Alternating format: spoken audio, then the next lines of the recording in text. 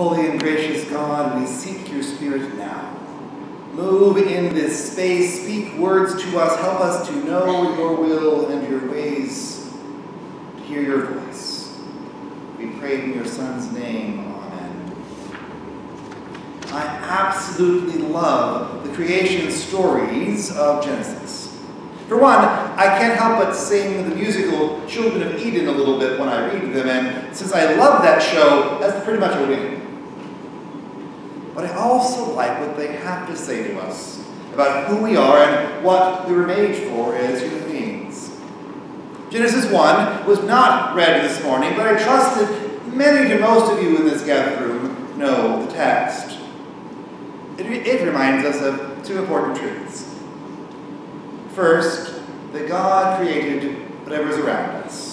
That no matter what science may find about the methods that were used to form creation, to form the universe, it was the hand of God behind them, guiding, moving, empowering, beautifying. And second, that human beings were created in the image of God. That we were made to reflect our Creator. Chapter 2 is no less consequential, for it gives us another view of creation, one that we didn't quite read the verses, but you can look them up in the first part of Genesis 2. One that quite literally describes God as playing in the dirt to make the man, before giving them, giving us the breath of life. There's much to love in Genesis 2, but its primary message, in my opinion, is about the relationships we form with each other. Genesis 2 wants to remind us we are meant to be together in relationship, though it does give us reminders subtly that we're also in relationship with God and with creation. That's all there in Genesis 2. It is a definitional take on who we were meant to be and what our part in creation is. And there's my central thesis. We as human beings are not meant to be alone. And God does not design us to be. We were made for relationship, especially with one another. Before we get there, though, I want to look at the other two relationships that Genesis 2 alludes to, beginning with creation itself. In some ways, this particular claim goes back before our pericope this morning to the beginning of Genesis 2. In Genesis 2, the Bible says the earth was barren with no grass or greenery upon it, because there was no one to till the ground, no one to tend to the plants. Now, God is the one who plants the Garden of Eden, not that first man, but the rest of the passage and the punishment given to Adam in Genesis 3 makes it safe to assume that the man had some hand in that gardening. That the work that we would probably call farming today, actually, begins in Genesis 2 as one of the major roles of that first man in the Garden of Eden. There is only greenery upon the earth because there was someone to till it and tend it. We are meant, from the very beginning, to connect to nature and even the plants that it yields. But not just the plants, but also the animals. For God, in Genesis 2, fears that the man is lonely. And so God makes all sorts of animals and brings them to the man in hopes that one of them might be a companion, might be a partner, might be what the man needs. And the man connects with each animal, sees its essence, and then gives it a name before saying, no, not this one. It's not the relationship that God is hoping might be there. That's coming later in chapter 2. But it's still a relationship. It's still a connection. Genesis 2 claims that a part of who we are meant to be is a part of creation, in relationship with all creation around us, plants and animals, then and now. No less important to our overall claim is the one relationship we have with God. Though this is perhaps even more subtle in the chapter, we have to really pay attention to notice it.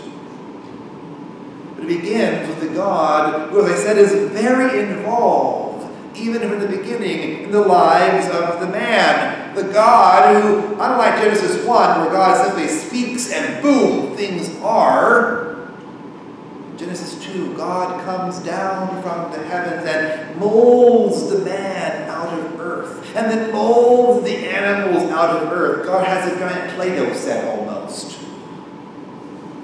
Breathing life, making life, intimately involved, hands-on. God notices the man's need for companionship and is active in striving to find it. God's an active partner in tending and gardening and working to make creation be fruitful. And then, in Genesis 3, which we did not read this morning, God is described as coming down to walk in the cool of the evening with the man and the woman. It is unmistakable, I think, that Genesis 2, whatever else it says, wants us to know that God has wanted relationship with us from the very beginning, that it was always a part of the plan. That really shouldn't be new to us as Christians. After all, what is the gospel message, if not Jesus coming down so that we might know God better and be closer to our Creator? That through the life, death, and resurrection of Jesus Christ, we might be able to draw closer to the one who made us, closer to God. That was the message of the Gospels, is the message of the Gospels. But as it was in the beginning, it is still now. God seeks relationship with us. Friends, that's good news. But that's not the fullest good news of this passage. Because Genesis 2 makes clear that God designed us not only to be a part of creation, not only to connect to our Creator, but also to connect to each other. And that's the pinnacle of this chapter, the creation of man and woman. Now I want to speak a word of caution here, because this passage has been used and abused and misused for thousands of years, and all because the man came first. Two things. One, within the Hebrew, that's not even actually all that clear. The word for man, or the man, throughout most of Genesis 2 is the word Adam. That's where we get Adam from. And Adam is sometimes used to describe man, but it's not the primary word. The primary word in Hebrew is the word ish. We don't see the word ish in Genesis 2 until after the woman is made. And then the man in his poetry there about bone of my bone, flesh of my flesh, says, this is Isha, woman. For out of Ish, man, she was made. The primary words for man and woman of the Hebrew do not come into existence in Genesis 2. After woman is there too. More importantly than that textual thing that requires knowing Hebrew to understand is this. The passage is not really about who came first. It's not really about who has the first claim, but about the need for partnership, relationship. The passage is about the man, the Adam, not being content by himself. God looks down at creation, and for the first time, things are not good. Human beings need that companionship, need that partnership. We were not made to be alone, but to share our joys, our concerns, our burdens, our work. To share in every last way we can with fellow humans. And that's the tale of Genesis 2. We were made to be together. We were made for partnership, for companionship, for relationship. But let me add one more caveat. Pastors love caveats, so just know that. Because sometimes somebody could hear this and say, oh, do you mean we should get married? Well, marriage is great. I love my marriage. I love all you married folk out there. But no. That's not the only way we can be partnership, even though that's what Adam and Eve basically do. There are lots of ways we can and are called to be partners and companions to one another. We have friends, of course. It's a different relationship and no less important one. A friend you can gather with and share your burdens with, tell about your day when it's great and complain about your day when it's terrible. We all need those relationships. We have extended family. Our grandparents, our aunts and uncles, our cousins, our third cousin twice removed who lives in Seattle, but will still let us stay there when we have to go there for a meeting. We have it with families we've chosen. I have several friends on Facebook who are LGBT. We talk about that community, the importance of chosen family, because sometimes their families reject them. They say, okay, well, I have family. Well, I can choose those who care and respect me as I am, and we can have love together. And of course, we have the church. We are where we're all sitting, right? We connect to each other as the church. And while none of these are most important, they're all needed. You're the church, so let's talk about that one a little bit more deeply. In the church, we are called to carry one another's burdens. We're told by Paul that so doing fulfills the law of Christ. In the church, we're called to be there for each other. When someone is sorrowing, when someone is nervous, when someone is sick, but also when we rejoice. When new confirmands get their Bibles for the first time. When youth are in shows or sports or concerts or make amazing honey.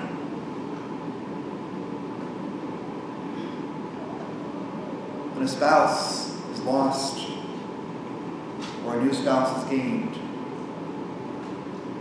When we just need a shoulder or a hand, or a truck. We're in relationship together as the church. Because in so doing, we fulfill the law of Christ. In so doing, we fulfill the words that Jesus gave us. They will know we are his followers by how we love one another and how we love the world. Which points me to one more thing. Because there are folk out there, friends, who need relationship, who need connection, because all humans do, but who don't necessarily know how to find us. Part of our job, as Christians, as the church, as people, is to keep our eyes peeled, keep our hearts open, for those who might need that connection, and to offer it to them. To reach out our hands and say, hey, do you need a hug? Do you need a tissue? Do you need a truck? We are called to support one another as the church, as an extended family together. But also look out for those who need us as well. And offer our love. Offer relationship. Because human beings were not meant to be alone.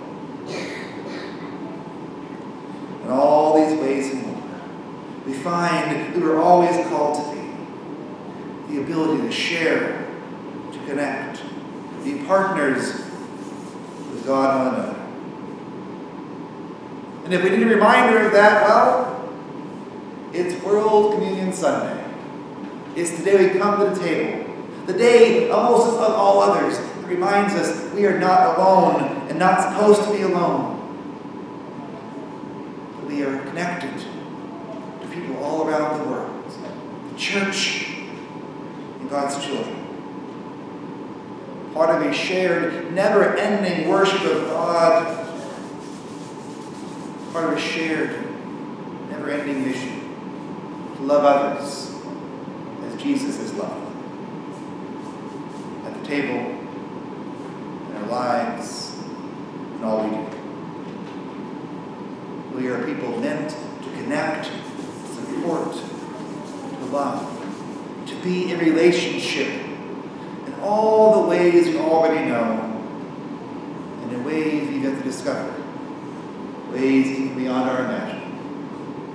So let us do so.